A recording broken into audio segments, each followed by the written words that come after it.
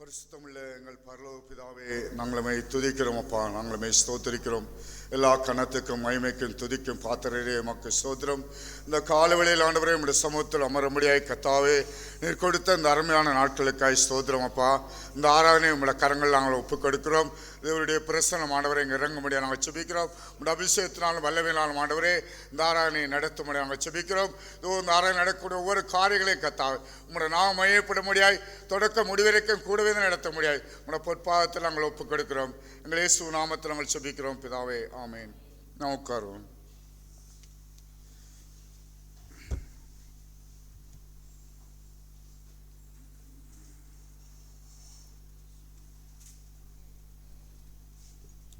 நாம் பாடல் 101 101 பாடல், கதிரவன் எழுகின்ற காலையில் இறைவனை துதி செய் மனமே, இந்த பாடலை படிப்போம்.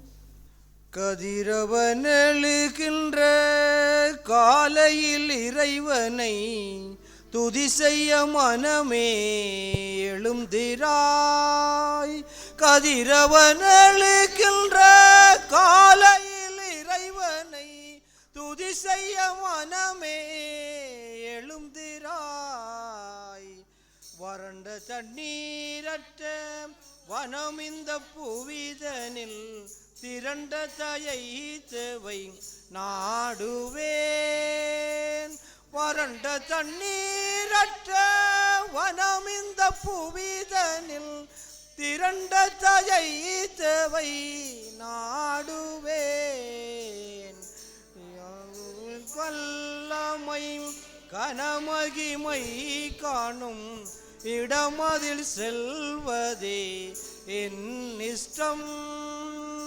கடவுளின் வல்லமை கனமகிமை காணும் இடமதில் செல்வதே என் இஷ்டம். ஜீவனை பார்க்கிலும் தேவனின் காதலை ஆர்வமாய் நாடி நான் போற்றுவேன். ஜீவனை பார்க்கிலும் தேவனின் காதலை ஆவலாய் நாடி நான் போற்றுவேன். ஆயுள் பரியந்தம் ஆண்டவர் நாமத்தை ஏயமாய் பாடி நான் உயர்த்துவேன். ஆண்டவர் நாமத்தை நேயமாய் பாடி நான் உயர்த்துவேன்.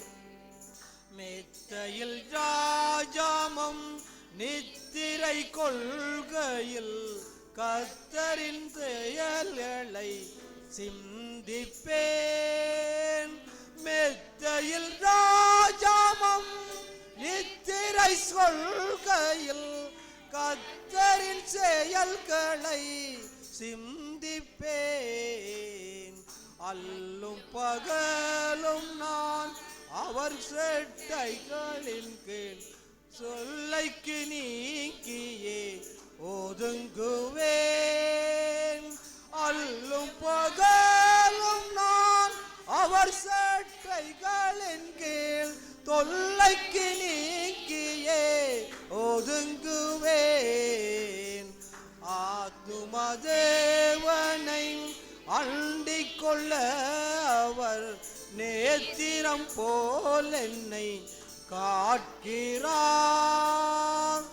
ஆத்துமம் தேவனை அண்டிக் கொள்ள அவர் நேத்திரம் போல் என்னை காட்கின்றார். கதிரவன் எழுகின்ற காலையில் இறைவனை துதி செய்ய மனமே எழுந்திராய். கதிரவன் எழுகின்ற காலையில் இறைவனை துதி செய்ய மனமே எழுந்திராய். கர்த்தருடைய நாமம் மகிமைப்படுவதாக. யோவான் எழுதின சுவிசேஷம் 9ஆம் அதிகாரம் 1வது வசனத்திலிருந்து வாசிப்போம். அவர் அப்புறம் போகையில் பிறவி குருடனாகிய ஒரு மனுஷனை கண்டார். அப்பொழுது அவருடைய சீசர்கள் அவரை நோக்கி, ரபி, இவன் குருடனாய் பிறந்தது யார் செய்த பாவம்?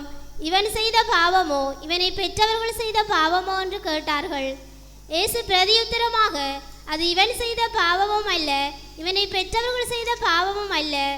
தேவனுடைய கிரியைகள் இவனிடத்தில் வெளிப்படும் பொருட்டு இப்படி பிறந்தான். பகற்காலம் இருக்கும் மட்டும் நான் என்னை அனுப்பினவருடைய கிரியைகளை செய்ய வேண்டும். ஒருவனும் கிரியை செய்யக்கூடாத ராக்காலம் வருகிறது. நான் உலகத்தில் இருக்கையில் உலகத்திற்கு ஒளியாயிருக்கிறேன் என்றார்.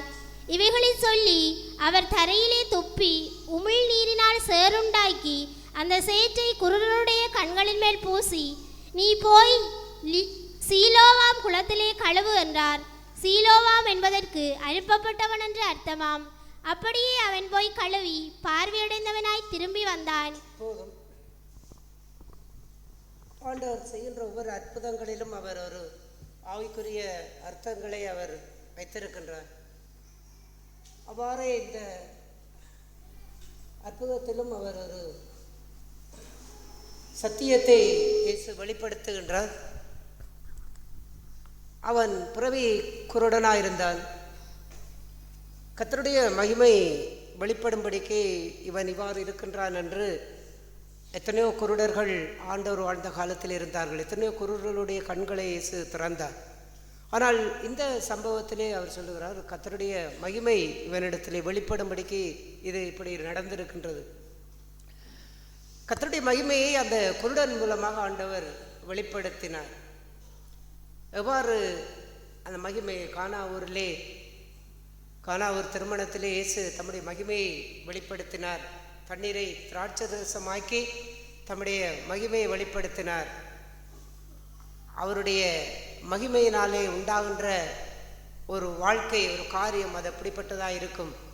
ஒருவரிடத்திலே கர்த்தருடைய கிரியைகள் செயல்பட ஆரம்பித்தால் அவருடைய வாழ்க்கை எப்படி இருக்கும், அவருடைய வாழ்க்கை எப்படி மாறும், அதுதான் கர்த்தருடைய மகிமை ஒருவரிடத்திலே வெளிப்படக்கூடிய காரியங்கள்.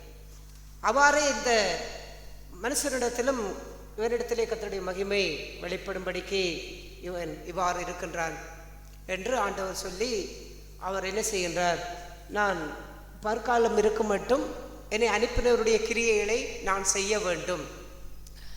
இதை கர்த்தருடைய மகிமை இவனிடத்திலே வெளிப்பட வேண்டும் என்று ஆண்டவர் அதை மையப்படுத்தி பேசினார் என்றால், நான் ஒளியிலே நடந்து தேவன் எனக்கென்று நியமித்த கிரியைகளை, அதாவது அவர் நான் என்ன செய்ய வேண்டும் என்று பிதா எனக்கு சொன்ன காரியங்கள், பிதா எனக்கு போதித்த காரியங்கள், பிதாவினுடைய சத்தத்தை நான் ஒவ்வொரு நாளும் கேட்டு அந்த சத்தத்துக்கு நான் கீழ்ப்படிந்து அந்த சத்தம் எனக்கு என்ன செய்ய சொல்லுகிறதோ அதை நான் செய்யும்படிக்கு செயல்படுகின்ற அந்த கிரியைகள் குறித்து இயேசு தன்னையும் அந்த குருடனோடு சம்பந்தப்படுத்தி பேசுகின்றார். பிறவி குருடனுக்கு செய்ய போகின்ற காரியங்களை இயேசு தன்னை குறித்தும் அங்கே என்ன செய்கின்றார் என்றால் அங்கே சம்பந்தப்படுத்துகின்றார். தேவனுடைய மகிமை அவரிடத்திலே வெளிப்படுகின்ற காரியத்திற்காகவே இவ்வாறு இருந்தான் என்று சொன்ன ஆண்டவர் தான் சொன்னார், நான் என் பிதாவினுடைய கிரியைகளை நான் செய்கின்றேன். இதை அவருடைய மகிமையாய் அவனிடத்திலே இயேசு வெளிப்படுத்த ஆயத்தமாய் இருந்தார் என்றால், ஒருவன் பகற்காலத்திலே எப்போதுமே அவன் நடக்கின்றவனாய் இருக்க வேண்டும். இரவிலே நடக்கின்றவன் அவன் தனக்கு வெளிச்சம் இல்லாதபடியினால் இடறுவான். ராக்காலங்களிலே ஒருவன் எதையும் செய்ய முடியாது. தனக்குள்ளே இருளை வைத்துக்கொண்டு வாழுகின்ற மனுஷன் தேவனுக்கென்று அவனால் ஒன்றும் செய்ய முடியாது. ஆகையால் அவன் வெளிச்சத்தை கண்டு அந்த வெளிச்சத்திலே தான் தன்னுடைய கிரியைகளை, பகற்காலத்தில் 12 மணித்தியாலங்கள் இருக்கின்றது என்று ஆண்டவர் சொன்னார். அந்த பகலிலே நடக்கிறவன் இடற மாட்டான். ஏனென்றால் அவனுக்கு வெளிச்சம் இருக்கிறபடியினாலே அவன் நிதானமாக நடப்பான். இரவிலே நடக்கின்றவன், தனக்கு இருட்டிலே நடக்கிறவன் வெளிச்சம் இல்லாதபடியினாலே அவன் இடறிக்கண்டே போய்கொண்டிருப்பான். ஏனென்றால் அவனுடைய கண்களுக்கு முன்பாக என்ன இருக்கின்றது, ஏது இருக்கிறதுங்கிறதெல்லாம் தெரியாது. ஆகையால் அவன் மோதுபட்டுக்கிட்டே போய்கொண்டிருப்பது அவனுடைய காரியம். அதனாலே அவனுக்கு சரீரத்துக்கு சேதங்கள், வேதனைகள், பலவீனங்கள், வீழ்ச்சிகள் எல்லாமே அது அவ்வப்போது அவனுடைய வாழ்க்கையிலே வந்து மோதிக்கொண்டே இருக்கு. இயேசு அந்த காரியத்தை தான் சொன்னார்.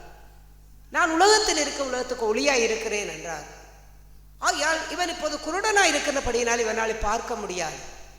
இவன் பார்க்காமல் இருக்கிறபடியினாலே இவனாலே எந்த காரியங்களையும் இவனால் செய்ய முடியாது. யாராவது இவனிடத்திலே ஒரு வேலையை சொல்லி இதை செய் என்றால் அவனால் செய்ய முடியாது. ஏனென்றால் அவனுக்கு கண் தெரியாது. பிதா தனக்கு ஒன்றை செய்யும்படிக்கு சொல்லும் பொழுது தான் அதை செய்ய வேண்டுமா இருந்தால் தனக்கு வெளிச்சம் வேண்டும். தன்னுடைய கண்கள் எப்பொழுதுமே திறந்திருக்க வேண்டும். அப்பொழுதுதான் பிதா சொல்லுகின்ற எந்த காரியங்களையும் தன்னால் செய்ய முடியும். தான் ஒரு குருடனாய் இருந்தால் பிதா தனக்கு சொல்லுகின்ற காரியங்களை தன்னால் செய்ய முடியாது. மனிதர்கள் கூட ஒரு குருடனத்திலே, கண் தெரியாத மனுஷனிடத்திலே இந்த வேலையொருக்கா செய்யுங்கள் என்று சொல்ல மாட்டார்கள். ஏனென்றால் அவன் செய்யக்கூடிய அளவுக்கு அவனிடத்திலே திராணி இல்லை. அதைத்தான் இயேசு அந்த குருடனோடு கர்த்தருடைய மகிமை இப்போதுதான் இங்கே வெளிப்படுகின்ற காரியம் என்று சொன்னார். ஆகையால் இந்த குருடனாலே இப்பொழுது எந்த கிரியைகளையும் செய்ய முடியாது. ஆனால் பிதா என்னை உலகத்திற்கு ஒளியாக வைத்திருக்கின்றார். இந்த ஒளியாக இருக்கின்ற நான் பகற்காலம் இருக்கும் மட்டும், அதாவது ஒளி என்னோடு பிதாவுடைய வெளிச்சம் என்னிடத்தில் இருக்கும் வரைக்கும் பிதா எனக்கு என்ன சொல்லுகின்றாரோ அதையெல்லாம் நான் செய்து கொண்டே இருப்பேன், செய்து முடிப்பேன். அவருடைய கிரியைகளை செய்து முடிப்ப வேண்டும் என்று சொன்னார். அவ்வாறு தான் சிலுவையிலே அவர் எல்லாம் முடிந்தது என்று சொன்னார். பிதா எனக்கு கற்பித்த, போதித்த, செயல்படுத்தின எல்லாவற்றையும் நான் செய்து முடித்தேன் என்று சிலுவையிலே அவர் நிறைவு செய்தார். இந்த வாழ்க்கையை பூமியிலே அவர் வாழுகின்ற இந்த வாழ்க்கையிலே ஒரு கிறிஸ்தவனுக்கு, அதாவது கிறிஸ்துவை பின்பற்றுகின்ற ஒரு மனுஷன் அவன் எப்படிப்பட்டவனாக இருக்க வேண்டும்? நாம் எல்லோருமே அநேக காரியங்களிலே குருடர்களாக இருக்கின்றோம். எனக்கெல்லாம் தெரியும், நான் செய்வதெல்லாம் சரி என்று நினைத்து வாழ்கின்றவர்கள் குருடர்கள். அவர்கள் தங்களுக்கு வெளிச்சம் இருக்கென்று சொல்லுகிறார்கள், தங்களுடைய கண் தெரியுது என்று சொல்லுகிறார்கள். ஆனால் அவளுடைய கண் தெரிவதில்லை.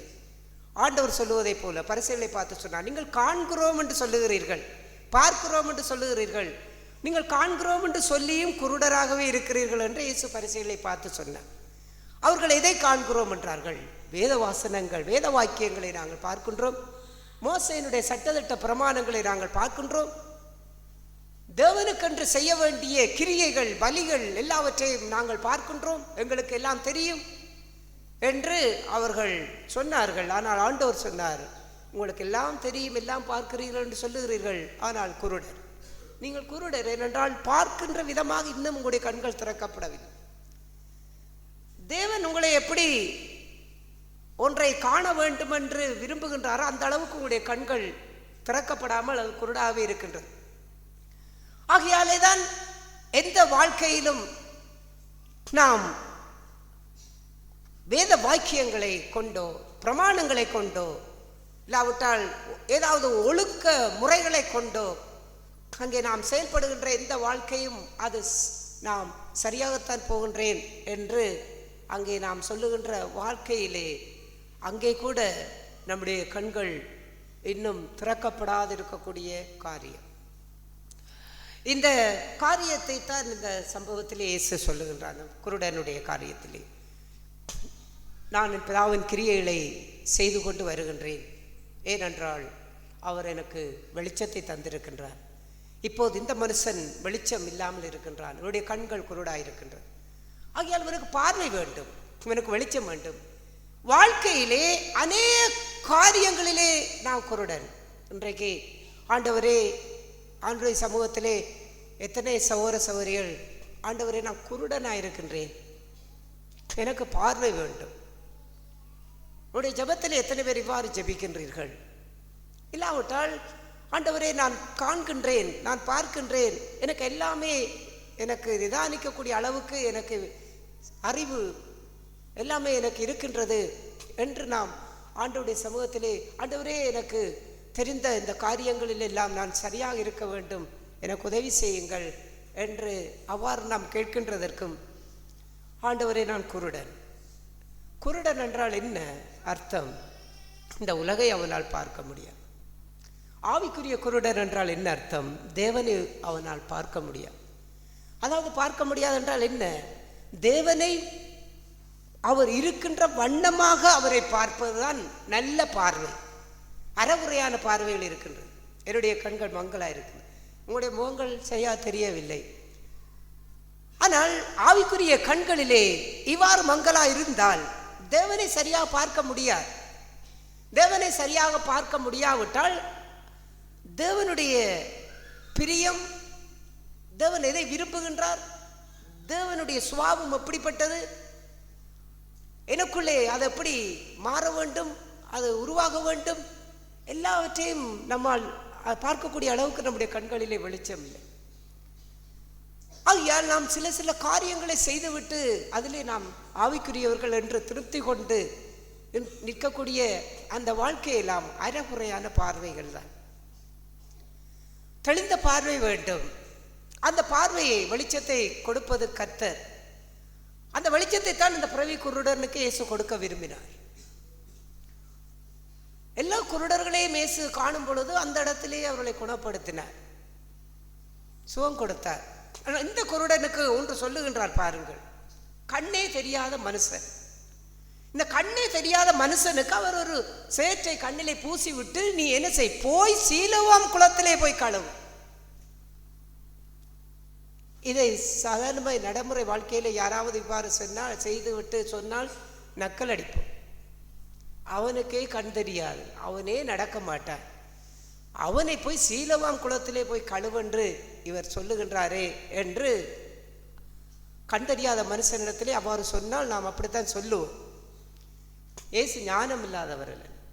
அவர் இந்த அற்புதத்தையும் ஒரு அர்த்தத்தோடு செய்தார். ஏன் இவனை மட்டும் சேற்றை பூசி விட்டு போய் கழுவென்று சொன்னார்? இங்கேதான் ஆண்டவர் எதை செய்ய விரும்புகின்றார், கர்த்தருடைய மகிமை இவனிடத்திலே வெளிப்படும்படிக்குத்தான் இவன் இப்படி குருடனாய் இருக்கின்றான் என்ற அந்த வார்த்தையினுடைய ஆழத்தை இப்பொழுதுதான் இயேசு காண்பிக்கின்றார். நீ போய் கழுவு என்று சொல்லுகின்ற அந்த வார்த்தை அவன் ஒன்றை செய்ய வேண்டும் என்கின்றதைத்தான் அங்கே வலியுறுத்துகின்றார். நீ ஒன்றை செய்ய வேண்டும், உனக்கு பார்வை கிடைக்க வேண்டுமானால் நீ ஒன்றை செய்ய வேண்டும். இந்த உலகத்துக்குரிய பார்வை இல்லை, அவர் ஆவிக்குரிய காரியங்களைத்தான் இயேசுங்கே பேசுகின்றார், பிதாவுக்குரிய காரியத்தை தான் இயேசுங்கே பேசுகின்றார். அந்த சிந்தனையோடு தான் அவர் இந்த அற்புதத்தை செய்யும்படியான ஒவ்வொரு காரியங்களையும் இயேசு செயல்படுத்துகின்றார். இவன் என்ன கேட்க முடியும்? ஆண்டவரே, எனக்கே கண் தெரியாது, என்னை போய் சீலோவாம் குளத்திலே கழுவணும். அந்த குளம் எங்கு இருக்கின்றது, எந்த வழியா போறது, என்னை யார் கூட்டி கொண்டு போவார்கள்? அவன் என்ன செய்திருக்கலாம்? அவன் கேள்வி கேட்பதற்கு நியாயம் இருக்கின்றதான் அவன் கேட்கவில்லை. ஏனென்றால் அங்கே கர்த்தருடைய மகிமை வெளிப்படுகின்ற காரியம். அவ்வாறு அவர் சொல்லுவதற்குரிய அர்த்தம் என்ன? தேவனுடைய கிரியைகளை ஒரு மனுஷன் செய்ய வேண்டுமாக இருந்தால் அவனுக்கு பார்வை இருக்க வேண்டும். ஆனால் அவனோ அந்த காரியங்களை செய்வதற்கு ஏற்ற அளவுக்கு அவனுடைய கண்களிலே பார்வை இல்லை. அநேக விஷயங்களிலே அவன் குருடனாயிருக்கின்றான். அநேக காரியங்களிலே நமக்கு வெளிச்சம் இல்லை. அநேக காரியங்களை நாம் தேவன் இருக்கிற வண்ணமாக நம்முடைய வாழ்க்கையை மாற்றிக்கொள்ளக்கூடிய காரியம் நம்மிடத்தில். அநேக சுவாபங்கள் நமக்கு தேவனுக்கு ஒப்பானதா இல்லை. நம்முடைய பழக்க வழக்கங்கள் தேவனுக்கு ஒப்பானது, நம்முடைய பேச்சுக்கள் தேவனுக்கு ஒப்பானது. அன்பு, இரக்கம், மன்னிப்பு, தாழ்மை, இப்படிப்பட்ட அநேக விஷயங்கள் தேவனுக்கு ஒப்பானதாக இல்லை. அந்த அளவுக்கு அவருடைய வெளிச்சத்தை நாம் காண முடியாமல் இருக்கின்றோம். ஆகையால் இப்பொழுது தேவனுடைய சமூகத்திலே, ஆண்டவரே எனக்கு பார்வை வேண்டும் என்று அந்த குருடனை போல நாம் கேட்கின்றோம். இப்பொழுது கர்த்தர் அவருடைய காரியங்களை இப்போது நமக்கு காண்பிக்க விரும்புகின்றார். நான் இருக்கிற வண்ணமாகவே நீ என்னை தரிசிக்க வேண்டும். ஆகையால் இப்பொழுது உன்னிடத்தில் இருக்கின்ற இந்த குறைவை உன்னிடத்தில் உன்னுடைய கண்கள் பார்வையடைவதற்கு ஏதுவாக நீ ஒன்றை செய்ய வேண்டி இருக்கின்றது. ஒரு காரியத்தை நீ செய்ய வேண்டி இருக்கிறது. அது மனம் திரும்ப வேண்டிய காரியமா இருக்கலாம், ஒப்புரவாக வேண்டிய காரியமா இருக்கலாம், சரி செய்ய வேண்டிய காரியமா இருக்கலாம், நீ விட்டுவிட வேண்டிய சில பழக்க வழக்கங்களா இருக்கு, உன்னை மாற்றிக்கொள்ளக்கூடிய சில காரியங்களா இருக்கலாம், நீ நடந்து கொண்ட முறைகளிலே நீ செயல்பட்ட விதத்தை உணர்ந்து நீ அதுக்கு பிராயச்சித்தம் தேடக்கூடிய காரியங்களா இருக்கலாம். எல்லா காரியத்தை குறித்தும் ஆண்டவர் இப்பொழுது பார்வை வேண்டும். கண்ணிலே சேற்றை பூசுகின்றார். ஒரு காரியத்தை கர்த்தர் நமக்கு பேசுகின்றார். சேறு பூசுவது என்பது ஒன்றை ஆண்டவர் நமக்கு போதிக்கின்றார். அதை போதித்து விட்டு என்ன சொல்லுகின்றார்? நீ போய் சீலோவாம் குளத்திலே கழுவு. சீலோவாம் என்பதற்கு அனுப்பப்பட்டவர் என்று அர்த்தம். ஆண்டவராய் இயேசு நம்மை அனுப்புகிறார். போ. எங்கே அனுப்புகின்றார்? நீ கழுவ வேண்டும். சீலோவாம் குளத்திலே நீ கழுவ வேண்டும். இவ்வாறுதான் ஒவ்வொரு வாழ்க்கையிலும் ஆண்டவர் நாம் அவரை போல மாற வேண்டும் என்று அவரிடத்திலே நாம் போகும் பொழுதெல்லாம் ஆண்டவர் ஒரு சேற்றை பூசுகின்றார், பூசி அனுப்புகின்றார். போய் உன்னை கழுவிக்கொள், இந்த காரியத்தை சரி செய், இந்த காரியத்தை விட்டுவிடு, உன்னை இப்படிப்பட்ட காரியங்களிலே மாற்றிக்கொள், இப்படிப்பட்ட சுபாவம் எனக்கு வேண்டாம், இப்படி நீ பேசுகின்ற உன்னுடைய பேச்சுக்கள் இது சரியில்லை, ஏதோ ஒரு விதத்திலே சேற்றை பூசுகின்றான். பார்வையிடைய வேண்டும் என்பதற்காக, அதாவது தேவனுடைய கிரியைகளை செய்ய வேண்டும், அதான் பார்வை. அவ்வாறு பூசும் பொழுது நாம் என்ன செய்கின்றோம்? அநேக காரியங்களில் எல்லோரும் பாவம் செய்யாமல் வாழ வேண்டும், பரிசுத்தமாய் வாழ வேண்டும், தேவனுக்கு பிரியமாய் வாழ வேண்டும், தேவன் எங்களோடு கூட இருக்க வேண்டும் என்று எல்லாரும் விரும்புகிறோம், அதுக்காக ஜெபிக்கிறோம். ஆனால் ஆண்டவர் அந்த காரியங்களை செயல்படுத்தும்படிக்கு நம்மிடத்திலே ஒரு சேரை பூசும் பொழுது அந்த சேற்றை பூசப்பட்ட நாம் அனுப்பப்பட்டவர் என்று அர்த்தமாம். எங்கே அனுப்புகின்றார்? என்னை நாம் மத்தேயு எழுதின சுவிசேஷத்திலே பார்க்கின்றோம். 19ஆம் அதிகாரம். இங்கே ஒரு வாலிபன் ஆண்டவரிடத்திலே வந்து நித்திய ஜீவனை பெற்றுக்கொள்ள வேண்டும் என்று கேட்கின்றான். எல்லோருக்கும் தெரிந்த காரியங்கள் தான். அப்போது ஆண்டவர் சொல்லுகிறார், நீ நித்திய ஜீவனை பெற்றுக்கொள்ள வேண்டும், நல்ல விஷயம். அவரிடத்திலே அவர் அன்பு கூறுகின்றார். நீ கற்பனைகளை கைக்கொள்ள என்று சொல்லுகின்றார். அவன், நான் எல்லாவற்றையும் சிறு வயதிலிருந்து கை கொண்டிருக்கிறேன், இந்த 10 கற்பனைகள் எல்லாம் சிறு வயதிலிருந்தே அதை நான் கை கொண்டிருக்கிறேன் என்று அவன் பதில் சொல்லுகின்றான். அப்பொழுது இயேசு அவனை பார்த்து அன்பு வந்து 19ஆம் அதிகாரம் 21ஆவது வசனத்தை வாசிப்போம். அதற்கு இயேசு, நீ பூரண சற்குணராயிருக்க விரும்பினால் போய் உனக்கு உண்டானவைகளை விற்று தரித்திரருக்கு கொடு, அப்பொழுது பரலோகத்தில் உனக்கு பொக்கிஷம் உண்டாயிருக்கும், பின்பு என்னை பின்பற்றி வா என்றார். ஆண்டவர் இங்கே சொல்லுகின்றார் பாருங்கள், தேவனை ஒரு மனிதன் அவருடைய சுபாவத்தை போல் மாற வேண்டும், இயேசுவை போல் மாற வேண்டும், பாவம் செய்யாமல் வாழ வேண்டும், பரிசுத்தமாய் வாழ வேண்டும், தூய்மையாய் வாழ வேண்டும், உண்மையாய் வாழ வேண்டும், அவருடைய நித்திய ஜீவனை தான் சுதந்திரித்துக் கொள்ள வேண்டும், ஆண்டவரை இயேசு கிறிஸ்துவை பின்பற்ற வேண்டும், ஒரு ஆவிக்குரியவனாய் வாழ வேண்டும் என்று ஆண்டவரிடத்திலே வரும் பொழுது ஒரு சேரை பூசுகின்றார். நீ இந்த விஷயத்திலே தேவன் எப்படிப்பட்டவராய் இருக்கின்றார் என்பதை முதலாவது நீ பார்க்க வேண்டும். அதற்கு உன்னுடைய கண்கள் தெளிவாய் இருக்க வேண்டும். நீ தேவனை பார்க்காத பட்சத்திலே ஒரு விசுவாசி தேவன் எப்படிப்பட்டவர் என்று அவருடைய கண்கள் சரியாக பார்க்கவில்லை என்றால், அவருடைய பார்வையிலே தெளிவில்லை என்றால், அவருடைய வாழ்க்கை எந்த காலத்திலேயும் மாறாது. எழுதி வைத்துக் கொள்ளுங்கள். சபையிலே 50 வருடம் கூட நீங்கள் இருக்கலாம். 50 வருடங்கள் இருந்து கொண்டு நீங்கள் சபைக்கு என்னென்னலாம் செய்யலாம். நீங்கள் 70 வருடம் கூட மரிக்கும் வரைக்கும் கூட சபையில் இருக்கலாம். உங்களுடைய ஆவிக்குரிய கண்களிலே தேவனை சரியாக பார்க்கிற அளவுக்கு உங்களுடைய கண்களுக்கு வெளிச்சம் இல்லை என்றால், கண்ணிலே பிரச்சனை என்றால் ஹாஸ்பிட்டலுக்கு போகும்பொழுது என்ன செய்வார்கள்? ஒரு போர்டிலே ஒரு ஒரு எழுத்துக்களை போட்டிருப்பார்கள். 1 to 6 வரி வரைக்கும் அந்த எழுத்து இருக்கும். இதை வாசியுங்களும் பார்கள். கடைசி லைனை வாசித்தால நமக்கு கண் சரியாக தெளிவாக இருக்கிறதுன்னு சொல்லுவார். 4 வரி வாசித்து 5 வரி வாசித்து 6வது வரியை சரியாக தெரியவில்லை என்றால் நம்முடைய கண்ணிலே பிரச்சனை இருக்கு. இதே போலதான் தேவனை ஒரு மனுஷன் ஆவிக்குரியவன் தேவனை பார்க்கும் பொழுது 2-3 வரிகளை பார்ப்பதை போல அவர் அன்புள்ளவர், தேவன் இரக்கமுள்ள, தேவன் மன்னிக்கிறவர், தேவன் எங்களை பரிசுத்தமாய் வாழ அவர் விரும்புகிறார், நாங்கள் ஆவிக்குரியவர்களாய் வாழ விரும்புகிறார் என்று 3-4 வரிகள் எல்லாம் தெரிகின்றது.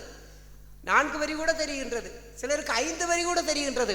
6வது வரி சிலருக்கு தெரிவதில்லை. 6வது வரி தெரியவில்லை என்பதற்காக என்னுடைய கண்கள் சரியாக வெளிச்சம் பெற்றிருக்கிறது என்று நாம் நினைத்தால் அது நாமே வஞ்சித்துக் கொள்ளக்கூடிய காரியம்.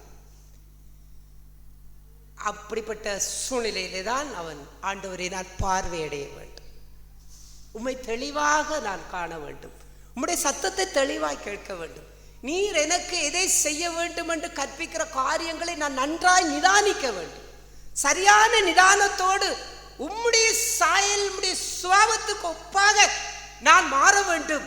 அந்த அளவுக்கு என்னுடைய கண் என்ன செய்ய வேண்டும், போய் பார்க்க வேண்டும், அந்த அளவுக்கு எனக்கு பார்வை வேண்டும். இப்படித்தான் அந்த மனுஷன் வந்தான். நித்திய ஜீவனை பெற்றுக்கொள்ள வேண்டும், முடிவில்லாத வாழ்வு, உம்மோடு கூட வாழ்கின்ற வாழ்வு. தேவனோடு ஒரு மனுஷன் இணைந்து வாழுகின்ற வாழ்வு என்றால் எப்படிப்பட்டது என்பதை இயேசு அறிந்திருந்தார். அவருக்கு நல்ல கண் தெளிவாக இருந்தது. ஆகையாலே தான் நான் பிதாவுடைய கிரியைகளை செய்து கொண்டே வருகின்றேன் என்று அவர் சொன்னார். சொல்ல சொல்ல நான் செய்கின்றேன்.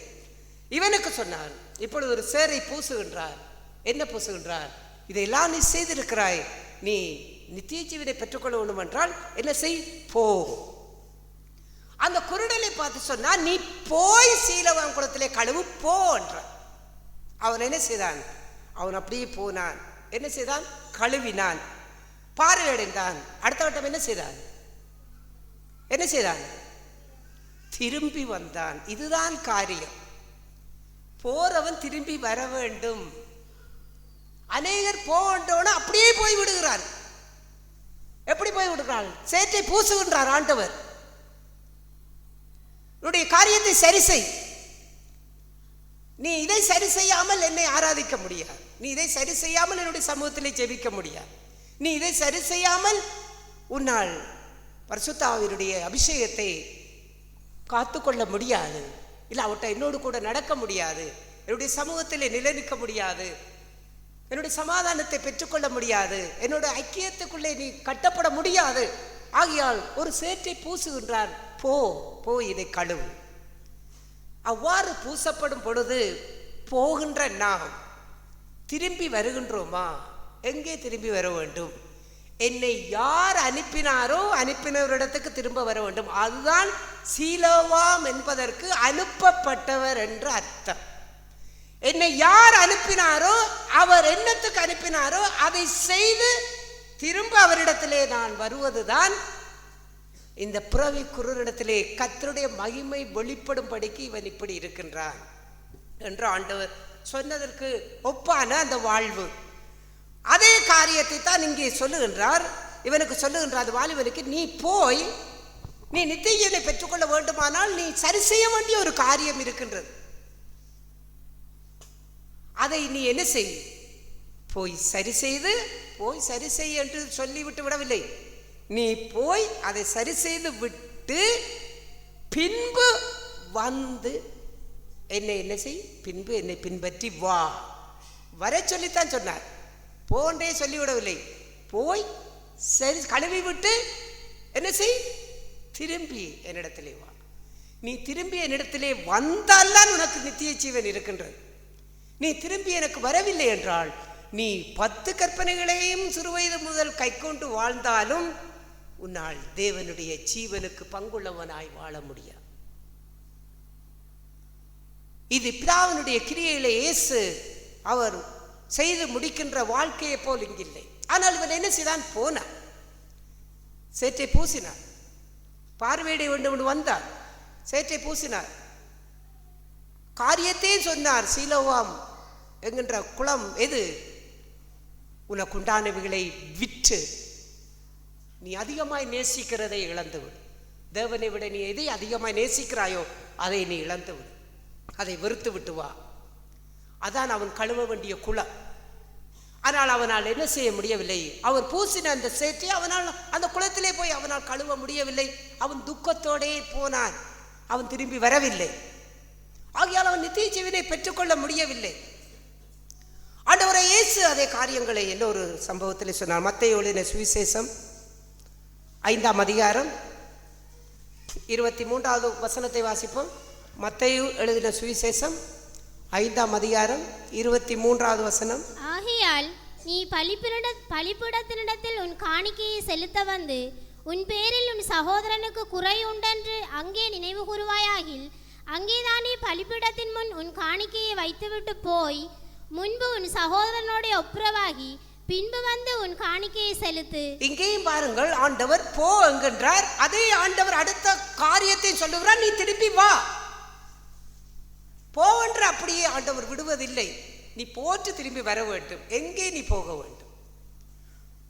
ஒரு சகோதரனுக்கு எதிராக நீ பேசிவிட்டாய், ஒரு சகோதரனுக்கு எதிராக நீ கோபப்பட்டு விட்டாய், ஒரு சகோதர சகோதரிக்கு எதிராக ஒரு தீமை செய்து விட்டாய், இல்லாவிட்ட ஒரு இடர்களை உண்டு பண்ணி விட்டாய், ஒரு கசப்பு, கோபம், பகை, விரோதம், ஏதோ ஒன்றை செய்து விட்டாய்.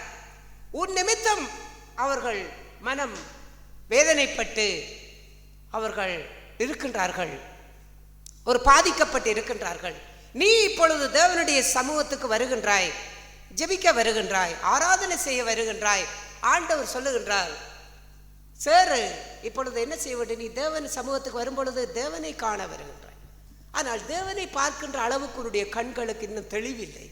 உனக்கு அன்பை குறித்ததான அந்த எழுத்து உன்னுடைய கண்களுக்கு கடைசி 5வது லைன் உனக்கு தெரியவில்லை. அன்பென்றால் என்ன என்கிறதை நீ புரிந்து கொள்ளவில்லை. சகோதரர், அன்பென்றால் என்ன, மன்னிக்கின்ற வாழ்க்கை என்றால் என்ன, மற்றவர்களை நேசிக்கின்ற வாழ்க்கை என்றால் என்ன என்ற லைன் உனக்கு சரியாக தெளிவாக உனக்கு இல்லை. ஆண்டவர் சொல்லுகின்றார், இப்பொழுது ஒரு சேற்றை பூசி சொல்லுகின்றார், நீ சரியாக தேவனை நீ காண வேண்டும், அன்பை சரியாக காண வேண்டும். ஆகையால் இப்பொழுது தேவனுடைய சமூகத்துக்கு நீ வந்து தேவனை காண முடியாது. நீ ஜெபித்தாலும் அந்த ஜெபம் ஆண்டவரிடத்திலே போகா.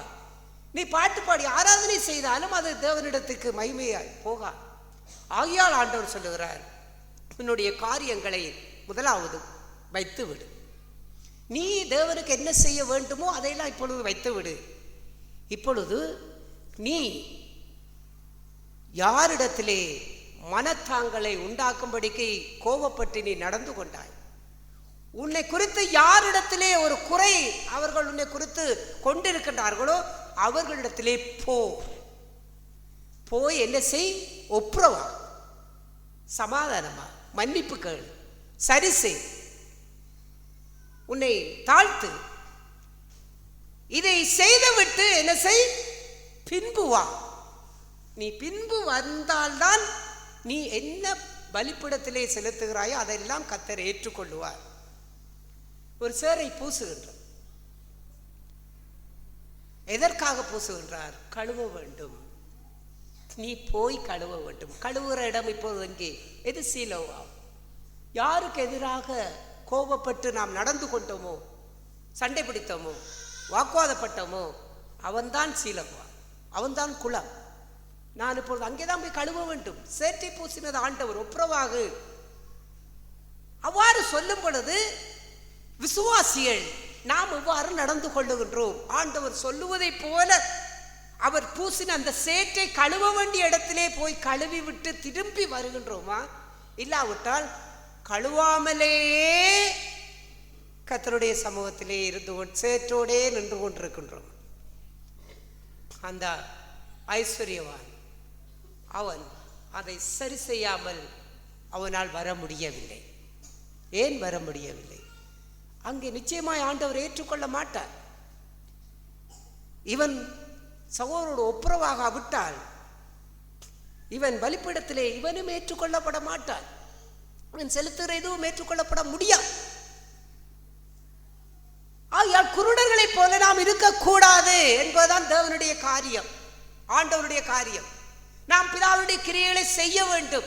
கர்த்தருடைய மகிமை நம்மிடத்திலே வெளிப்பட வேண்டும். அந்த மகிமை எப்பொழுது வெளிப்படுகின்றது? அவர் பூசுகின்ற ஒவ்வொரு சேரும் கழுவப்பட வேண்டும். அப்படி என்றால் என்ன அர்த்தம்? எனக்கு தேவன் சேரை பூசிக்கொண்டே இருக்க வேண்டும். ஏனென்றால் ஆண்டவரே நான் பார்வையடைய வேண்டும். அநேக விஷயங்களிலே உம்மை போல் இல்லை, தேவனை போல் இல்லாத எத்தனை சுபாவங்கள் நம்மிடத்தில் இருக்கின்றது. எத்தனை இருக்கின்றது என்பதெல்லாம் யாருக்கு தெரியும்? கண்கள் கொஞ்சம் கொஞ்சமாய் தெளிவடைகிறவனுக்குத்தான் தெரியும் தன்னிடத்திலே எத்தனை தேவனுக்கு ஒப்பில்லாத எவ்வளவு காரியங்கள் தனக்குள்ளே இருக்கின்றது. குறைகள் எல்லாம் நமக்குள் இருந்தாலும் நாம் நன்றாய் இருக்கின்றோம் என்று நினைத்தால் நாம் பரிசியர். ஆண்டவர் சொல்வதை போல நீங்கள் காண்கின்றோம் என்று சொல்லுகிறீர்கள், ஆனால் குருடராய் இருக்கிறீர்கள். குருடனாய் இருந்து கொண்டு நாம் பலிப்பீடத்திலே பலி செலுத்துவது அர்த்தமில்லை. குருடர்களாய் இருந்து கொண்டு ஆண்டவரே உம்மை நான் பின்பற்றுவேன், உம்முடைய நித்திய ஜீவனை பெற்று வாழுவேன் என்று இயேசுவினுடைய நாமத்தை உச்சரித்து கொண்டு அவருடைய சபையிலே இருப்பதும் அர்த்தமில்லாத காரியம். ஒவ்வொரு சந்தர்ப்பத்திலும் அவர் நம்முடைய கண்களுக்கு சேறு பூசக்கூடிய அளவுக்கு தெளிவான பார்வை நமக்கு கிடைக்கும் வரைக்கும், அதாவது தேவனுடைய சாயலாய் மாறக்கூடிய அந்த வாழ்க்கை நமக்கு அவர் வெளிப்படும் பொழுது அவர் இருக்கிற வண்ணமாகவே அவரை தரிசிக்கின்ற அந்த வாழ்க்கை கிடைக்கும் வரைக்கும் ஆண்டவர் நம்முடைய கண்களுக்கு சேறு பூசுகிறார். எப்போதெல்லாம் சேறு பூசுகின்றேன்? ஏதோ ஒரு வாரத்திலே ஒரு நாள் ஞாயிற்றுக்கிழமை அவருடைய வார்த்தையில கேட்கும் பொழுது இங்கே ஒரு சேறு பூசப்படுகிறது அல்ல. நாள்தோறும் குடும்ப வாழ்க்கையிலே கணவன் மனைவிக்கு இருக்கக்கூடிய அந்த உறவுகளில் ஏற்படக்கூடிய பிரச்சனைகள் வரும் பொழுதோ, விசுவாசிகள் மத்தியிலே நாம் வேலை செய்கின்ற தொழில் செய்கின்ற இடங்களிலே எத்தனையோ சூழ்நிலைகளிலே நமக்கு பலவிதமான சோதனைகள், துன்பங்கள், பிரச்சனைகள், அவமானங்கள், நஷ்டங்கள், கஷ்டங்கள் எல்லாம் வருகின்றது. இப்படிப்பட்ட இடங்களிலெல்லாம் நாம் நடந்து கொள்ளுகின்ற விதங்கள், நாம் பேசுகின்ற விதங்கள், பார்க்கின்ற விதங்கள், செயல்படுகின்ற விதங்கள் எல்லாவற்றை குறித்தும் ஆண்டவர் நமக்கு வெளிச்சத்தை கொடுக்கின்றார். ஆண்டவரே நான் இவ்வாறு நடந்து விட்டேன், ஆண்டவரே நான் இவ்வாறு தவறிவிட்டேன், ஆண்டவரே நான் இவ்வாறு செய்து விட்டேன், ஆண்டவரே என்னை மன்னியும், ஆண்டவரே நான் இப்படிப்பட்ட காரியங்களிலே நான் கவனமாக இருக்க எனக்கு உதவி செய்யுங்க என்று ஆண்டவர் சமூகத்துக்கு வரும் பொழுதெல்லாம் ஆண்டவர் என்ன செய்கின்றார்? ஒரு சேற்றை பூசி போய் கழுவு. நாம் கழுவ வேண்டிய இடங்களிலே அதை கழுவ வேண்டும். சரி செய்ய வேண்டிய காரியங்களை சரி செய்ய வேண்டும். ஒப்புரவாக வேண்டிய காரியங்களிலே ஒப்புரவாக வேண்டும். தாழ்த்த வேண்டிய காரியங்களிலே தாழ்த்த வேண்டும். தேவனை போல் அல்லாத நம்முடைய பேச்சுக்கள் மாற வேண்டும், நம்முடைய பார்வைகள் மாற வேண்டும். அன்பிலே நாம் ஆண்டவரை போல அன்பு செய்யக்கூடிய, நேசிக்கக்கூடிய இருதயம் நமக்கு தேவை. மன்னிக்கக்கூடிய வாழ்க்கை தேவை. மற்றவர்களை நன்மை செய்கின்ற காரியங்களிலே, எல்லா காரியங்களிலும் பகற்காலம் இருக்கும் மட்டும் உம்முடைய கிரியைகளை நான் செய்ய வேண்டும் என்பதை போல இந்த கண்களுக்கு வெளிச்சம் இருந்தால்தான், என் கண் திறக்கப்பட்டால்தான் நாம் ஆண்டவர் எப்படிப்பட்ட ஒரு சுபாவத்தை உடையவராக இருக்கிறார் என்பதை நம்முடைய கண்கள் காணும் பொழுதுதான் நாம் நம்முடைய வாழ்க்கையை நாம் மாற்றிக்கொள்ள முடியும். நாம் 1 சாமுவேலின் புஸ்தகத்திலே கூட சவுலை குறித்து நாம் பார்க்கின்றோம். அந்த சவுலை குறித்த காரியங்கள் கூட நம் எல்லோருக்கும் அது தெரிந்த காரியங்கள் தான்.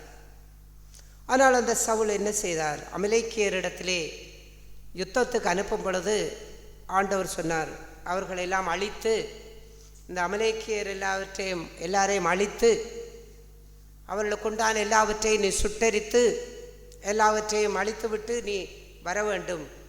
ஒன்றையும் உயிரோடே நீ என்ன செய்யக்கூடாது, வைத்திருக்க கூடாது என்று சொல்லி ஆண்டவர் அவ்வாறு சொன்னார்.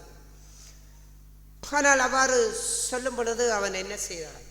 அந்த சவுல் அவ்வாறே அந்த அமலேக்கியரிடத்திலே போகின்றார். அவ்வாறு அந்த அமலேக்கியரிடத்திலே போய் அங்கே எல்லாவற்றையும் செய்து அவன் ஆடு மாடுகளிலே இந்த பிரதானமானதை அவன் கொண்டு வந்து விட்டான். அந்த அமலேக்கருடைய ராஜாவையும் அவன் என்ன செய்து விட்டான்?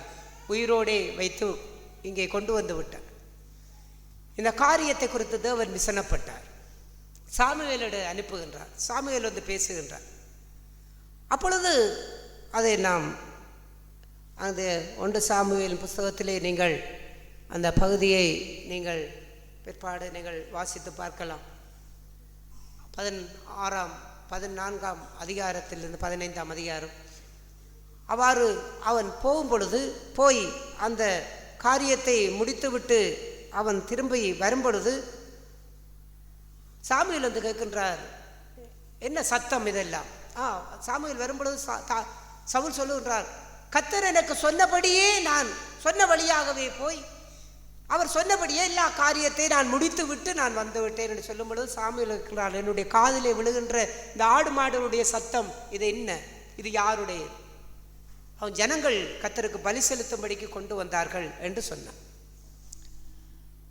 சாமுவேல் சொல்லுகிறார், பலிகளை பார்க்கிலும் கீழ்ப்படிதெல்லாம் உத்தமம். புரட்டாட்டம் பண்ணுகிறது அவபக்திக்கு விக்கிரகாராதனைக்கும் சரி. நீ இப்போது என்ன செய்திருக்கின்றாய்? தேவன் உனக்கு என்ன சொன்னாரோ அதை போய் உனக்கு என்ன செய்ய வேண்டும் என்று சொன்னாரோ அதை நீ செய்து நீ திரும்பி வர வேண்டும். அவர் சொன்னபடியே நீ திரும்பி வர வேண்டும் என்று சொன்னார். ஆனால் நீ திரும்பி வரும் பொழுது அவர் சொன்னபடி வரவில்லை. நீ சொன்னபடி வராமல் அவர் எதை அழிக்க சொன்னாரோ அதிலே கொஞ்சத்தை கொண்டு வந்து என்ன செய்கிறார்? வைத்திருக்கிறார். இது முரட்டாட்டம் பண்ணுவர், தேவனுக்கு எதிர்த்து நிற்பது. ஆகையால் என்ன நடந்தது? அவனை ராஜ்யபாரத்திலிருந்து அந்த நேரமே சவுல் சொல்லுகின்றார், உன்னுடைய ராஜ்யபாரம் நிலைத்திருக்கார். நீ ராஜாவாக இருக்க தொடர்ந்து நீ ராஜாவாக இருக்க முடியாது. கர்த்தர் தம்முடைய இருதயத்துக்கு ஏற்ற ஒரு மனுஷனை அவர் என்ன செய்வார்? அவர் எழுப்புவார். ஆனால் சவுல் சொன்ன காரியம் என்ன? நான் கர்த்தர் சொன்னபடியே போய் அவர் சொன்னபடியே செய்து நான் திரும்பி வந்தேன் என்று சொல்லுகின்றார். ஆனால் வந்தவன் எப்படி வந்தான்? கர்த்தர் சொன்னபடி செய்து முடித்து விட்டு வரவில்லை. அநேக காரியங்கள் அநேக விஷயங்களிலே தேவன் நமக்கு கொண்டு செய்யும் பொழுது அதை நாம் எங்கே கழுவ வேண்டுமோ அதை நாம் கழுவி அதை சரி செய்து விட்டு வருகின்றோமா? இல்லாவிட்டால் அந்த சேற்றோடே வருகின்றோமா? திரும்பி வருவது என்பது, ஆண்டவருடைய சமூகத்திலே திரும்பி வருவது என்பது பிரதானமான காரியம். நம்மை அனுப்புகிறது ஒரு பகுதி. ஆனால் நாம் மறுபடி வருகின்றோமே ஆண்டவருடைய சமூகத்துக்கு. இல்லாவிட்டால் நீங்கள் ஆண்டவருடைய சமூகத்திலே முழங்கால் படி இடுகிறீர்களே, ஜெபிக்க இருக்கிறீர்களே, ஆண்டவருடைய நாமத்தை துதிக்க இருக்கிறீர்களே, அது வீடுகளாக இருக்கலாம், சபையாக இருக்கலாம், எந்த ஒரு இடங்களிலும் அவருடைய சமூகம் என்று அங்கே வரும் பொழுது வருகின்ற நான் எப்படிப்பட்டவனாய் வருகின்றேன்? பாவத்தை எனக்குள்ளே வைத்து கொண்டே கர்த்தருடைய சமூகத்திலே வந்தால்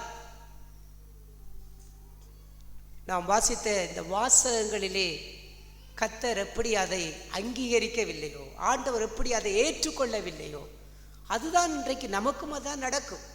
ஆகையால் நாம் குருடர்களாய் இருக்க வேண்டும் என்று தேவன் விரும்புவதில்லை. கர்த்தருடைய மகிமை இந்த குருடன் மத்தியிலே வெளிப்பட வேண்டும் என்பதை போல நாம் குருடர்களாய் இருக்கின்ற எங்கள் ஒவ்வொருடைய வாழ்க்கையிலும் கர்த்தருடைய மகிமை வெளிப்பட வேண்டும். அப்படி என்றால் தேவன் கண்களை திறக்க வேண்டும், அநேக காரியங்கள் திறக்க வேண்டும். என்னுடைய கண்கள் அநேக காரியங்களிலே திறக்க வேண்டும் என்பதை நான் எனக்கு எந்த அளவுக்கு பார்வை வேண்டும் என்பதை நான் உணர்ந்திருக்கின்றேன். ஆவிக்குரிய காரியங்களிலே எந்த அளவுக்கு பார்வை வேண்டும். தேவன் அடிக்கடி எனக்கு சேறு பூசுகின்றான். களவு, இதை போய் சீலுவாமிலே கழுவு, இந்த சூழ்நிலையிலே நீ இந்த இடத்திலே இந்த மனிதர்கள் மத்தியிலே இந்த நிலையிலே நீ என்ன செய்தாய், என்ன பேசினாய், எவ்வாறு நடந்து கொண்டாய், அதை சீலோவாம் குளத்தை போல காட்டுகின்றார். கழுவு. அந்த நேரங்களில் எல்லாம் என்னை கழுவவே நான் விரும்புகின்றேன். நான் குருடனாக இருக்க விரும்பவில்லை. நான் கழுவி ஆண்டவரை நான் பார்வையிடைய வேண்டும், நம்முடைய சாயலை நான் காண வேண்டும். ஆகையால் நீ எத்தனை சேற்றை பூசினாலும் எனக்கு பூசும் ஆண்டவர். என்னுடைய கண்கள் திறக்கப்படும்படிக்கு எவ்வளவு சேறு பூச வேண்டுமோ அவ்வளவு சேரையும் பூசுங்க, நான் என்ன செய்வேன், எனக்கென்று இருக்கிற சீலோவாம் குளம் ஏராளம் இருக்கின்றது. அந்த குருடனுக்கு ஒரு சீலோவாம் இருந்தது, நான் கழுவுவதற்கு சீலோவாம் ஏராளம். குடும்பத்திலே சீலோவாம் குளம் இருக்கின்றது, தொழில் செய்கிற இடங்களிலே குளம் இருக்கின்றது, பிரயாணம் செய்கின்ற இடங்கள் குளம் இருக்கிறது. நான் சந்திக்கின்ற ஒவ்வொரு விசுவாசிகள், ஒவ்வொரு உலகத்து மனுஷர்கள் எல்லோருமே சீலோவாம் குளத்தை போலவே இருக்கின்ற வாழ்க்கையில் எல்லாம் ஆண்டவர் ஒவ்வொரு நாளும் கழுவு, இந்த சேற்றை பூசுவது எவ்வளவு ஆசீர்வாதம் நிறைந்த வாழ்க்கை. நம்முடைய கண்களிலே ஆண்டவர் சேறு பூசுவது என்பது எவ்வளவு பாக்கியம். இந்த சேறு நாள்தோறும் தேவன் எங்களுக்கு பூசுகிறாரா, அதைத்தான் சோதித்து பார்க்க வேண்டும். ஒவ்வொரு நாளும் ஒவ்வொரு நேரமும் ஆண்டவர் நமக்கு பூசுகிறாரா, பூசி நீ என்னை போன்றில்லை, நீ என்னை போல மாற வேண்டுமாக இருந்தால் இதை கழுவு, பார்வையடைந்து கொள். நீ கழுவி பார்வையடைந்து என்ன செய், திரும்பி வா. இப்படி கழுவி கழுவி கழுவி கழுவியே அவரிடத்திலே வருகின்ற ஜனங்கள். கழுவாமல் இருந்தால் அவரிடத்திலே வர முடியாது. நீங்கள் எப்படிப்பட்டவளா இருக்க விரும்புவீர்கள்? சேற்றை கழுவி ஆண்டவரிடத்திலே வருகின்ற விருப்பமுள்ள ஜனங்களா இருக்கிறீர்களா? இல்லாவிட்டால் அவர் பூசிவிட்ட பிற்பாடும் சீலோவாம் குளத்திலே போவதற்கு கழுவதற்கு இஷ்டமில்லாத ஜனங்களாய் இருந்து கொண்டு கர்த்தருடைய சமூகத்தை தேடுகிறீர்களா? பிரயோஜனமில்லாத ஒன்று. ஆகையால் நம்முடைய வாழ்க்கையிலே நமக்கு எந்த அளவுக்கு பார்வை வேண்டும் என்பதை முதலாவது, நாம் எந்த அளவுக்கு குருடர்கள் என்பதை நாம் முதலாவது உணர்ந்து கொள்ள வேண்டும். அதற்கு பார்வைக்காக ஆண்டவரிடத்திலே நாம் போக வேண்டும். தேவன் நமக்கு எந்த சேரை பூசுகின்றார், எங்கே கழுவும்படி சொல்லுகின்றார், இதற்கு நாம் கீழ்ப்படிந்து நம்முடைய வாழ்க்கையை மாற்றிக்கொண்டால் ஆண்டவர் சொல்லுவதை போல பகற்காலம் இருக்கு மட்டும் பிதா எனக்கு நியமித்த கிரியைகளை நான் செய்து கொண்டிருக்கின்றேன் என்ற அந்த வாழ்க்கை நமக்கு சொந்தமாகும். சேற்றை கழுவவில்லை என்றால்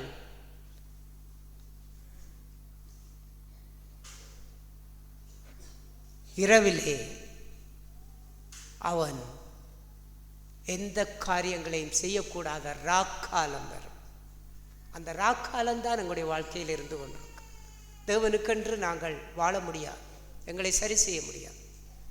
இந்த காரியங்களை நாம் வாழ்க்கையிலே நன்றாக நிதானித்து நம்முடைய கண்கள் பார்வையடைய வேண்டும் என்று நாள்தோறும் இந்த குருடான கண்களினுடைய தேவை உணர்ந்து ஆண்டவரிடத்திலே வருவோம். ஆண்டவர் போ என்று அனுப்புகிறார். போகின்ற நாம் கழுவி திரும்பி ஆண்டவருடைய சமூகத்திலே நாம் பார்வையடைந்தவர்களாக வருகின்ற அந்த வாழ்வு, இந்த ஒரு வாழ்க்கையை நாம் எல்லோரும், வாலிபர்கள் மேற்கொண்டு எல்லோரும் பார்வையடைந்து கர்த்தரை நாம் மகிமைப்படுத்துவோம். ஆமென். ஆண்டவருடைய பரிசுத்த நாமம் மையப்படுவதாக. தேவன் நாட்களிலே இந்த பூமியிலே வாழக்கூடியான ஒரு மனுஷனுடைய வாழ்க்கை அந்த இருளை பிரவாசிக்கிற விளக்கை போன்று அது பிரவாசிக்கிற சத்தியத்தை குறித்து தேவன் அங்கே பேசுகிறான். நாட்களிலே நான் மாம்சத்துக்குரியவனாய், ஒரு பலவானாய், ஒரு ஞானமானாய், ஒரு திறமசாலியாய், பராக்கிரமுடையவனாய் அங்கே நான் இருக்கலாம். ஆனால் இந்த ஆவிக்குரிய காரியங்களை நான் அறிந்து கொள்வதற்கு நான் அங்கே ஒரு குருடனாக இருக்கக்கூடியான காரியங்கள், அங்கே காணப்படக்கூடிய காரியங்களை குறித்து தான் இந்த நாட்களில் இங்கே பேசினான்.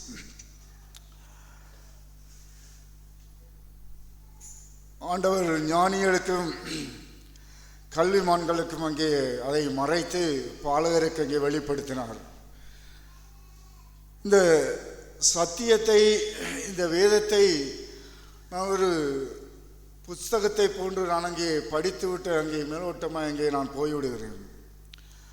ஆனால் இதனுடைய சத்தியத்தினுடைய ஆழத்தை, அதனுடைய வெளிச்சத்தை அங்கே நான் காணக்கூடாதபடிக்கு அங்கே இன்றைய நாள் வரைக்கும் இங்கே இருக்கிறேன்னு சொன்னால் அங்கே நேர்மையாக ஒத்துக்கொள்ளக்கூடிய காரியங்கள் என்னுடைய கண்கள் அங்கே அது இருளாக இருக்கிறது, மங்களாக இருக்கிறது.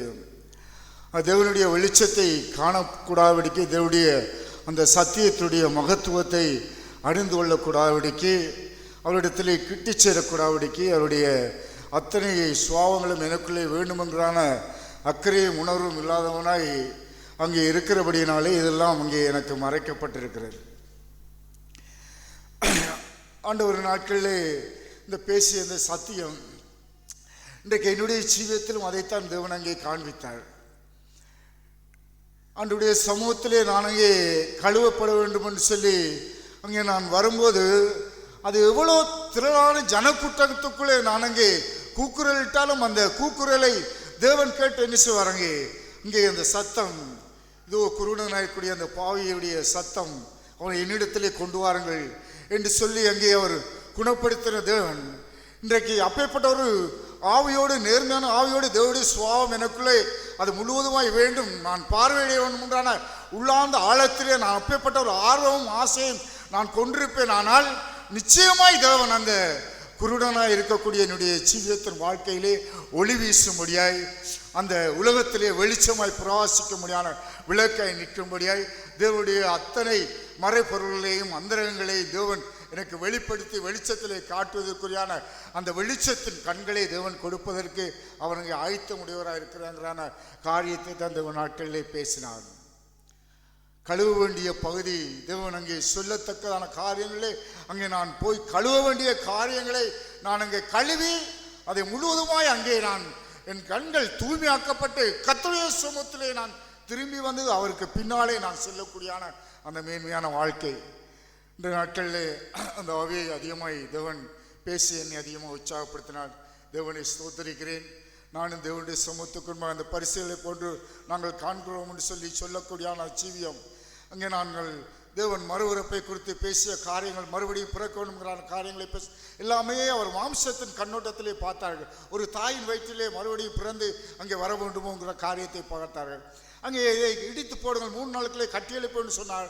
அங்கே அவர் தன்னுடைய சரீரத்தை குறித்தான காரியங்களை பேசுகிறார். அவ்வளோ என்ன செய்தார்கள், 40 வருடங்களை கட்டப்பட்ட அந்த ஆலயத்தை 3 நாளுக்குள்ளே கட்டி எழுப்ப எல்லாமே மாம்சத்திலிருந்து எழும்பக்கூடிய சுயமான காரியங்களை சிந்தித்தார்கள். தேவன் நாட்களிலே பேச வார்த்தை என்னை அதிகமாக உற்சாகப்படுத்தது. நானும் அங்கே வெளிச்சத்தை காண முடியாது.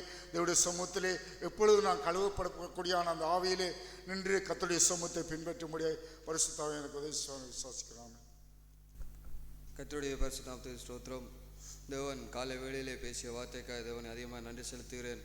தேவன் இன்றைக்கு என்னுடைய சரீரத்துக்கு வெளிச்சமாக இருக்கிறான். இந்த கண் இன்றைக்கு எவ்வளவு பார்வையை தேவனை எந்த அளவுக்கு கண்டடையக்கூடியான ஒரு மனுஷனாக நிற்கிறேன். என்னுடைய கண்கள் இன்றைக்கு தேவனை எவ்வாறு நோக்கி பார்க்கிறது, எவ்வாறு அந்த வெளிச்சமுள்ள கண்களாக என்னுடைய கண்கள் இருக்கிறது என்றான அந்த காரியங்களை குறித்து நான் நிதானிக்கும்படிக்கு என்னோட தேவன் இடைப்பட்டு பேசினார். தேவனை அதிகமாக நன்றி செலுத்துகிறேன்.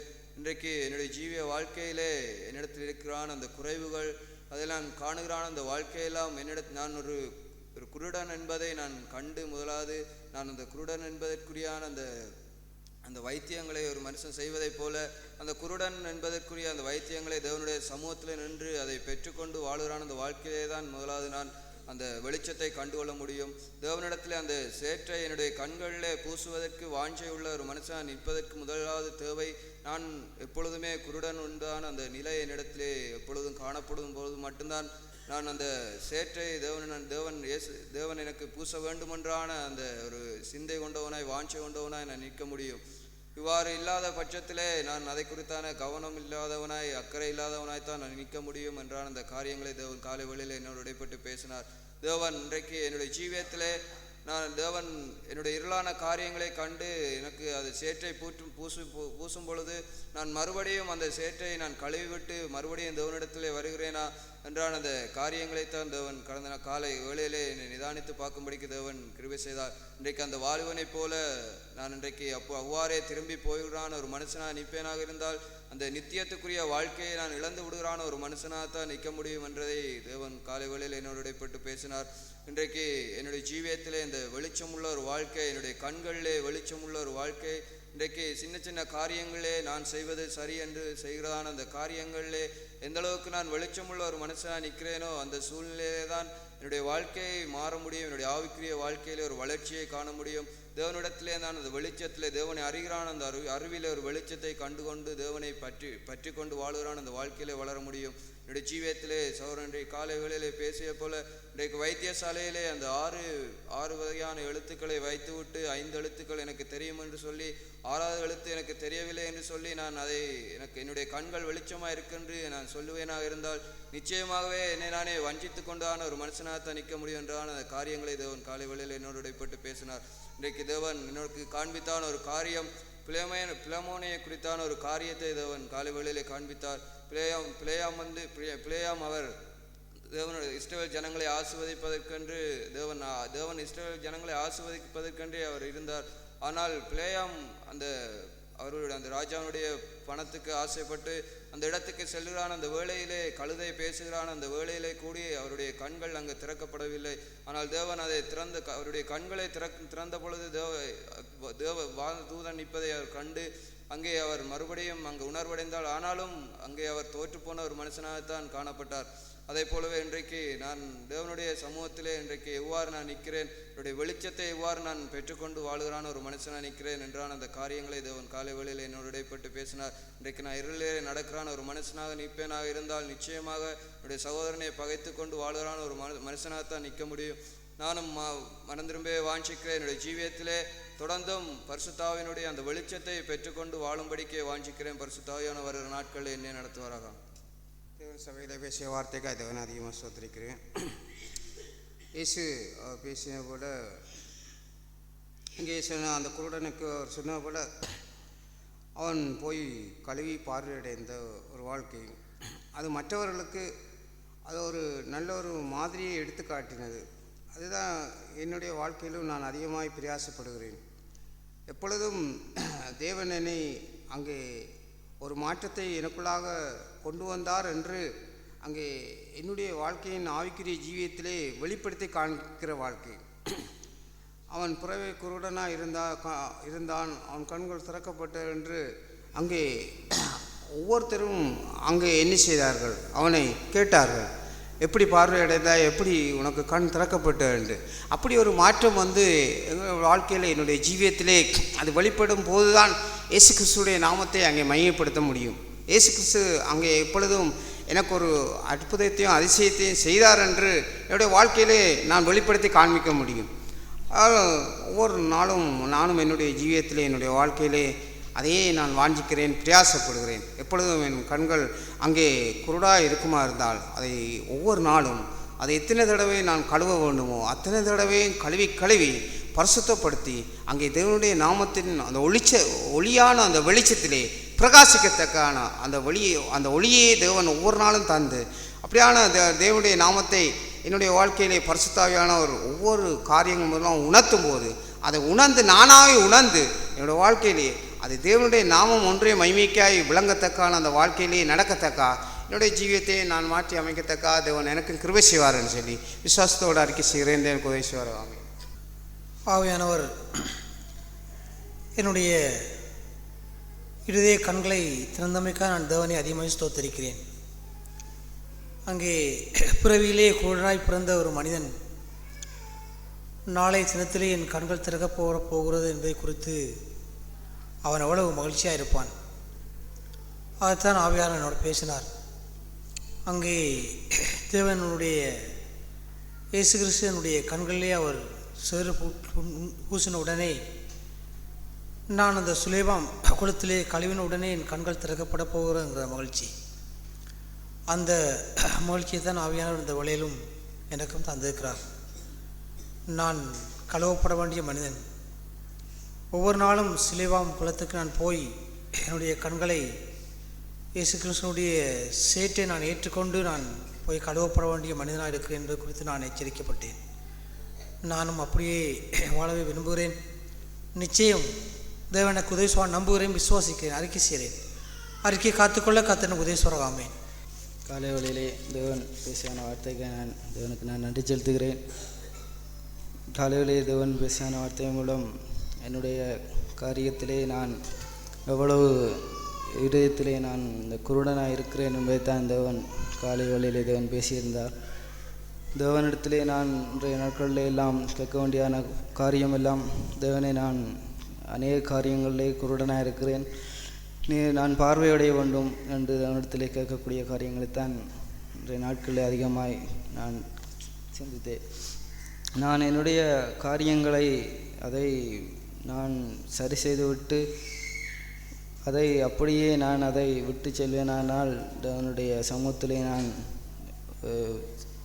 வருவது இருந்தாலும் சரி, அவனுடைய பாதையிலே நடக்கிறான காரியங்களாக இருந்தாலும் சரி, அது கொஞ்சம் கொஞ்சமாய் குறைந்து போகக்கூடியான காரியங்களைத்தான் போகும். நான் அதை சரி செய்துவிட்டு மீண்டுமாய் தேவனிடத்திலே வந்து தேவனிடத்திலே நன்றி செலுத்தி தேவனுடைய பாதப்படியிலே இருக்கக்கூடியான அந்த வாழ்க்கை இருக்குமா இருந்தால் எப்பொழுதும் அந்த தேவனிடத்திலே சந்தோஷமாக இருக்கக்கூடியான காரியம்தான் நடைபெறும். தேவனுடைய மகிமை, அதாவது என்னில் வெளிப்பட வேண்டுமானால் நான் செய்யக்கூடிய காரியங்கள் எல்லாம் என்னிடத்தில் இருக்கக்கூடியான அந்த இருளான அந்த காரியங்களை குறித்து மனம் திரும்ப வேண்டியான அந்த பதிலைத்தான் நான் தேடிக்கொள்ள வேண்டும். தேவன் கடந்த நாட்கள் முழுவதும் பேசின வார்த்தைகளை போல, இந்த வெள்ளிக்கிழமை வாசக்கூட்டத்திலும் பேசினது போல, இன்றைய நாட்கள் தேவன் பேசினது போல, தேவனுடைய வார்த்தைக்கு நான் தேவன் பேசுகின்றான் அந்த வார்த்தைகளை கவனத்திலே கொள்ளாதபடி செவியில் கொடுக்காதபடி போனால், அந்த ரோமர் 2:4 சொல்வது போல, தேவ தயவு நீ குணப்படும்படி உன்னை ஏவுகிறது என்பதை போல, அந்த தேவன் நான் குணப்படும்படி தேவன் அவருடைய தயவினால் என்னை ஏவுகின்றார். அதை நான் பொருட்படுத்தாமல் இருப்பேனானால் அந்த வசனத்திலே பிற்பாடு சொல்வதைப் போல அவருடைய கோவாக்கினையை நான் அடைகிறான காரியங்கள்ல, அதாவது வருகின்றான நாட்களிலும் தேவனிடத்திலே நான் கேட்கக்கூடியான காரியமெல்லாம் என்னுடைய ஜெபமாக இருந்தாலும் சரி, எந்த காரியமாக இருந்தாலும் சரி, அந்த 2 நாளாகவும் 20:12 வசனத்திலே கூறப்படுவது போல, தேவன் என்னிடத்தில் பலனில்லை, நாங்கள் செய்ய வேண்டியது இன்னதென்று எங்களுக்கு தெரியவில்லை, ஆனாலும் எங்களுடைய கண்கள் உம்மை நோக்கி கொண்டிருக்கிற என்று கூறுதான் அந்த வார்த்தை. என்னுடைய கண்கள் எப்பொழுதும் அவரை நோக்கி கொண்டிருக்குமானால், நான் என்னுடைய காரியத்தில் எத்தனை இருளான காரியம் இருந்தாலும் சரி, அதை தேவன் எனக்கு வெளிச்சமாக்கி அவருடைய தயவினால் என்னை குணப்படுத்தும்படி அவரை என்னை நடத்துவார். இவ்வாறான வாழ்க்கைக்குள்ளாய் நான் நடந்து கொள்வேனானால் அவருடைய அந்த நித்திய கனமகிமைக்கு நானும் பங்காளியாக இருக்க முடியும். தேவன் இந்த காலை வேளையிலே பேசின வார்த்தைக்காக நான் தேவனிடத்திலே நன்றி செலுத்துகிறேன். வருகின்றான நாட்கள் முழுவதும் தேவன் அவருடைய அந்த பூரணத்தை நோக்கி செல்கிறான் அந்த பாதையிலே என்னை நித்தவும் தினமும் அவருடைய நதியிலே மூழ்கத்தக்கவனாய் மாற்றி என்னை அவருடைய பூரணத்தை நோக்கி பூரான் அந்த பாதையில் என்னையும் நடத்துவார் என்று விசுவாசத்தோடு அறிக்கை செய்கிறேன். கர்த்தருடைய பரிசுத்த நாமமே ஆண்டவர் காலை வேளையிலே அற்புதமாய் அங்கே வார்த்தையை பேசி அங்கே என்னையும் அங்கே வெளிப்படைய செய்தார். கடந்த நாட்களிலே ஒரு மனிதன் அவனுடைய கண்களிலே நல்ல பார்வை அங்கே இருந்த போதிலும் அவனுடைய கண்கள் அங்கே அந்த பார்வை இங்கே குறைவுபட்டு அவனுக்கு அந்த கண்ணிலே இருள் வந்தபோது அந்த மனிதன் அங்கே தன்னுடைய வாயிலே இருந்து அந்த வார்த்தை, என்னுடைய கண்கள் இந்த பூமியிலே அநேக அந்த பாவமான காரியங்களை அங்கே இச்சித்து ஏராளமான பாவத்தை என்னுடைய இருதயத்திலே அங்கே சேமித்து வைத்து விட்டது. கடவுள் நல்லதுக்குத்தான் இந்த கண்ணை இப்பேற்பட்ட ஒரு நிலைக்கு கொண்டு வந்திருக்கிறார் என்று அவன் அங்கே பதறியதான் அந்த வார்த்தை. அப்பொழுதெல்லாம் என்னுடைய இருதயத்திலே நான் நினைத்து கொண்டதெல்லாம், ஆண்டவரே, நான் குருடனாய் இருந்து விட்டால் எனக்கு இப்பேற்பட்டதான அந்த பாவம் என்னுடைய இருதயத்திலே அங்கே சேமிக்கப்படாது, நான் குருடனாக இருந்து விட வேண்டும் என்கிறதான அந்த சிந்தையை என்னுடைய மனதிலே கொண்டவனை நான் அதிகமாக அங்கே அதிலே வாஞ்சிக்கப்பட்டேன். ஆயினும் ஆண்டவர் காலை வேளையிலே இங்கே பேசிய வார்த்தையின் மூலமாய் ஆண்டவர் தன்னுடைய அந்த வெளிச்சத்தை காணும்படி, நீ குருடனாய் இருந்து விட்டால் என்னுடைய அந்த வெளிச்சமான பிரகாசமான அந்த முகத்தை நீ காண முடியாது, ஆகவே இந்த குருடத்தனத்திலிருந்து நீ விடுபட்டவனாய் என்னை அங்கே நோக்கி பார்க்கும்படிக்கு நீ அந்த பார்வையிலிருந்து அங்கே நீ விடுபட வேண்டும்ங்கிறதான அந்த காரியத்தை இங்கே வெளிப்படுத்தினார். தேவனை அதிகமாக நான் ஸ்தோத்தரிக்கிறேன். என்னுடைய ஜீவியத்தில் நானும் வர நாட்களிலே அங்கே குருடனாய் நான் இருக்கிறேன். நான் இன்னும் ஆண்டவரே என்னுடைய இந்த குருட்டு வாழ்க்கையிலிருந்து நான் மீண்டு அந்த உம்முடைய வெளிச்சத்தையும் உம்முடைய பிரகாசமான அந்த முகத்தையும் காணும்படிக்கு என்னுடைய மனக்கண்கள் திறக்கப்படும்படிக்கு எனக்கு கிருபை செய்யும் என்று இந்த நாட்களில் நான் வாஞ்சிக்கிறேன். அப்பேற்பட்ட வாஞ்சியை பரிசுத்த ஆவியானவர் தொடர்ந்தும் எனக்கு நிலைக்கு செய்து என்னை நடத்துவான்னு நான் நம்பிக்கையாக இருக்க செய்கிறேன். ஆமாம். அந்த சோதனம் தேவன் இந்த காலவேளையிலும் சபையில் கொடுத்தான தேவன் வார்த்தையை குறித்து தேவன் என்னுடன் பேசினார். அந்த குருடன் அங்கே தான் பார்வையடைய வேண்டும், ஒரு உண்மையான ஒரு வெளிச்சத்தை காண வேண்டும் என்று அங்கே அந்த ஒரு வாஞ்சையும் அந்த ஒரு தாகமும் இருந்தது. அங்கே ஆண்டவர் அவரை சிலோவா குளத்திலே நீ கழுவி விட்டு கழுவென்று சொல்லி அனுப்பிவிட்டார். அங்கே அவன் கழுவி விட்டு திரும்பவும் ஆண்டவரிடத்திலே திரும்பி வந்தான் என்று இந்த ஆண்டவர் இந்த வார்த்தையை சொல்லும் பொழுது என்னுடைய ஜீவியத்திலும் என்னுடைய இதயத்தில் இருக்கிறான எல்லா இருளான பகுதிகளையும் தேவன் காண்பித்தார். அந்த இருளான பகுதியை விட்டு மனந்திரும்பு, அப்புறம் என்னை பின்பற்றி வான்னு சொன்ன பிரகாரம் ஆண்டவர் இந்த காலவேளையிலும் பேசினார். நானும் மனந்திரும்ப வாஞ்சிக்கிறேன். அந்த குருடன் அங்கே அந்த வெளிச்சத்தை கண்டது போல நானும் இனி வரும் நாட்களையும் அந்த வெளிச்சத்திலே நடக்கத்தக்கதான ஆவியிலே தேவன் என்னை வழிநடத்தி எப்பேற்பட்ட துயரங்கள் ஒரு மனுஷரை பகையோ என்னுடைய இருதயத்திலே வைத்திருக்காதபடி என்னுடைய இருதயத்திலே வெளிச்சத்தை காணத்தக்கதான ஆவியை தேவன் இனி வரும் நாட்களை நடத்துவாராம்.